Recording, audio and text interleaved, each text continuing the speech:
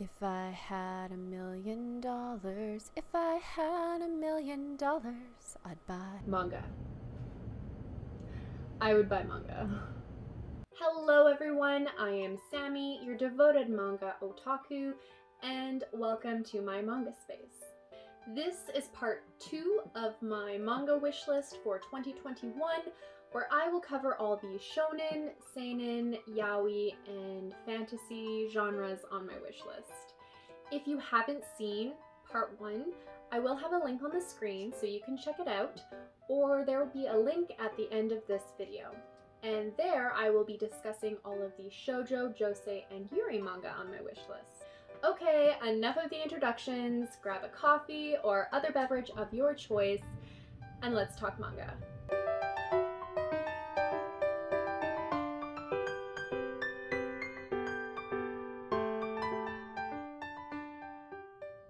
First, we will be discussing all of the shonen on my list, starting with the ongoing series Noragami Stray God by Ada Shitoka. This manga is a big boy. It has 22 volumes already published by Kodansha Comics, and the 23rd is set to release in July. I remember watching a couple episodes of the anime when I was younger, and I really enjoyed it, which is why I want to add the books to my collection. This action, supernatural, urban fantasy story is about Yato, a homeless god. With no shrine and no worshippers, Yato decides to set up a service to help those in need. By charging a small price for his services, he hopes to raise enough funds to build the temple of his dreams. One day, he meets Hiyori, a girl whose soul slips out of her body frequently. Yato is determined to make a name for himself and will accept any wishes for 5 yen, including Hiyori's wish to fix her body. I have heard wonderful things about this manga, and I can't wait to read something that is a little out of my comfort zone.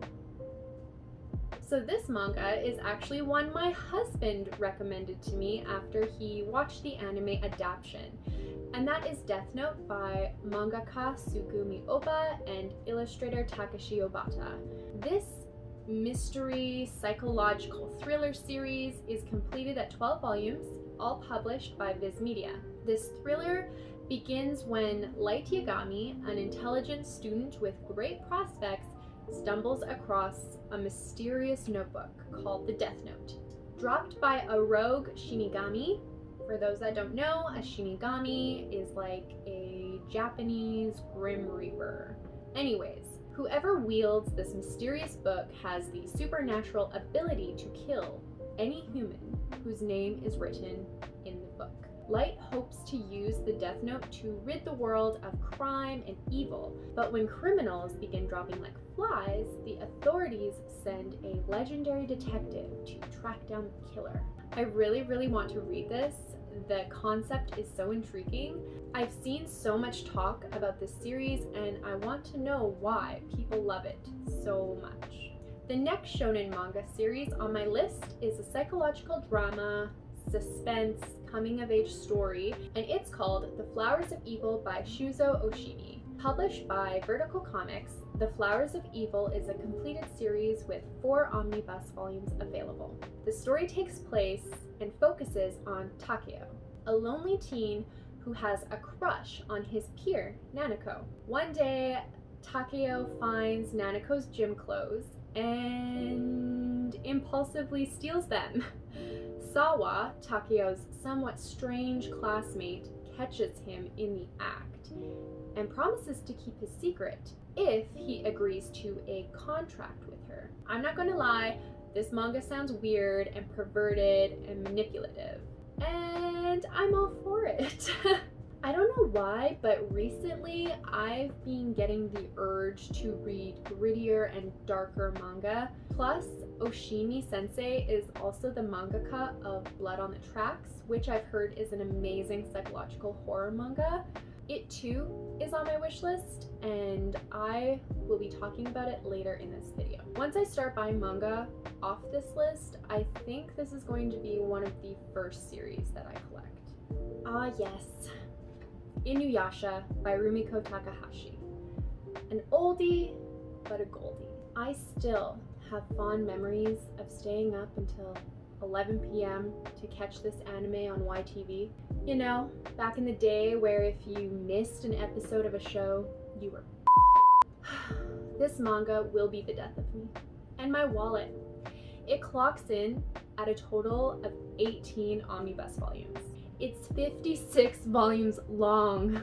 But this Viz Media publication is something that I have to collect simply because of nostalgia. I owe Inuyasha a lot. It helped propel me into the world of anime and manga. I've only ever watched the anime, and you know what they say, the book is always better. My first ever anime boy crush was on Inuyasha, and this wonderfully crafted memento I made in middle school, as embarrassing as it is proof of my love for him. I used to dream about jumping into a well and ending up in feudal Japan, only to find a half-dog demon boy pinned to a tree with an arrow. After saving him, a powerful jewel would emerge from my chest that I would purposely break, so that I could go on adventures to find all the fragments with my half-dog demon boy lover. I have all of the omnibus volumes in my Right Stuff cart. I'm just waiting for the funds so that I can purchase them. I have a question for all of you wonderful people watching. Have you been watching the anime adaptation of Beastars on Netflix? If you answered no, you're missing out. Beastars by Peru Itagaki has been completed in Japanese at a whopping 22 volumes. However, Viz Media has only published 10 volumes in English, with the 11th and 12th being released this month, and then the 12th will be released in May. So Beastars takes place in a modern world similar to ours. However, this world is populated with anthropomorphic animals. In this human-like society, there is a cultural divide between herbivores and carnivores. Vicious predator or meek prey. The number one rule of this society is to not harm each other. For example, all carnivores are forbidden to eat meat. The actual story takes place at this prestigious school, Cherryton Academy, where a student, an alpaca and member of the drama club, is devoured in the night. With no leads as to who murdered him, everyone starts to make assumptions as to who the killer might be, with some wondering if the big quiet gray wolf in the drama club could be capable of such a crime. Like I said before, the anime for Beastars is amazing and it's available on Netflix, so I recommend you check it out. I don't know if I'm going to pick up this manga right away just because I'm enjoying the anime so much. It all depends on if I'm willing to wait literal years to see what happens. The next demographic we are exploring in my list is Seinen manga, and I can only find 2, but I'm really excited for both of these series. After reading and enjoying Sweat and Soap by Kintetsu Yamada so much, I decided I wanted to see what other seinen romance manga were out there. And I came across After the Rain by Jun Miyazuki. This manga is completed with a total of 10 volumes published by Vertical Comics, and this coming-of-age, slice-of-life romance story follows Akira, a 17-year-old in high school. She's soft-spoken and awkward, and she has a hard time expressing her feelings. But she finds herself falling for her 45-year-old manager at the restaurant she works at. Are you guys at all surprised that I added yet another age gap romance to my wish list? I didn't think so. I was really happy to see that this manga has received a lot of praise for its artwork and storyline, plus it won the 63rd Shagakukan Manga Award in the general category. I'm excited to read this, and I'm excited to have yet another seinen romance on my shelves. So the last seinen on my list is one I have heard so many great things about, and that's the ongoing series Blood on the Tracks by Shuzo Oshimi. This psychological, suspense, horror is supposed to be superb. And it comes highly recommended by my best friend who has a booktube channel that reviews horror. So if she's recommending it, it's gotta be good. I was going to save this manga for Halloween, but she insisted that it was too good to sleep on and that I had to read it way before Halloween. There are 4 volumes published by Vertical Comics, with the 5th being released this month, and I was able to find release dates for up to 7 volumes. I don't know that much about this manga, but it's a thriller, so that's kind of the point. You want to go in blind. All I know is that it's about a mother and her son, and from what I gather from the manga covers, he ages throughout the story. For fear of ruining the story for myself, I'm not going to write a synopsis for this, but if you're interested in purchasing these, I would just do it. Just go for it. Just buy them and then read them and just let them take you on their terrifying journey. Alrighty, so now I'm going to mention a manga on my list where I'm not sure what demographic it belongs to, and that's the ongoing series The Girl from the Other Side, Shounen by Nagabi. Seven Seas Entertainment has published 10 volumes so far, with the 11th and final volume set to release in April. The synopsis on Amazon for this is really good, so I'm just going to read that instead of trying to summarize it. In a world split between the inside and the outside, those living in both realms are told never to cross over into the other side, lest they be cursed. A young girl named Shiva lives on the other side, in a vacant village with a demonic guardian known as Teacher. Although the two are forbidden to touch, they seem to share a bond that transcends their desperate appearances. But when Shiva leaves Teacher's side and care to seek out her grandmother, the secret behind her mysterious living arrangement comes to light. It sounds good, right? I own and have read the first volume of this series, and I really liked it. It vaguely reminds me of The Ancient Magus Bride by Kori Yamazaki.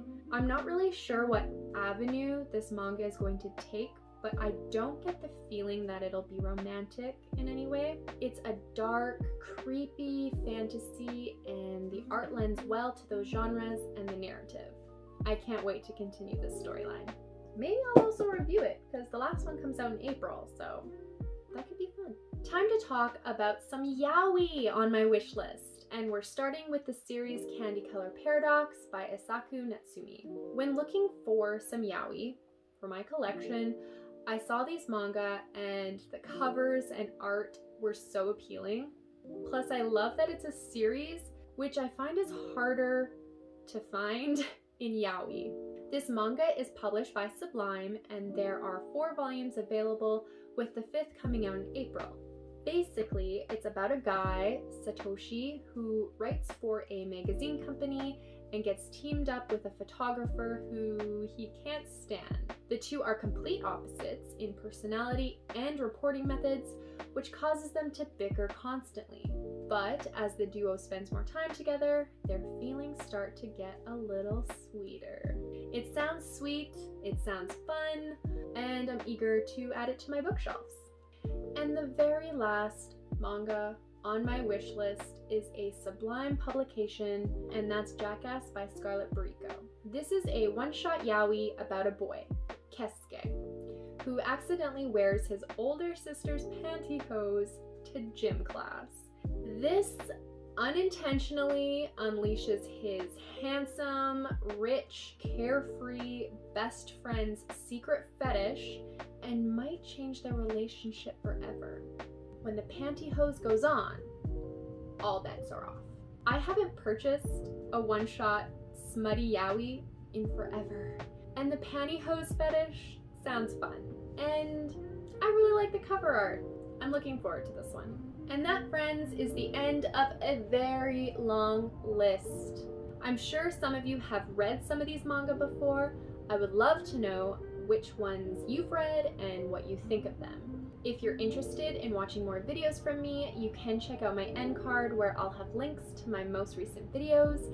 I hope you all have a manga-nificent day, and I'll see you in my next video. Bye! And if I had $1,000,000, we wouldn't have to walk to the store. And if I had $1,000,000, we'd take a limousine 'cause it costs more. If I had $1,000,000, I'd be rich.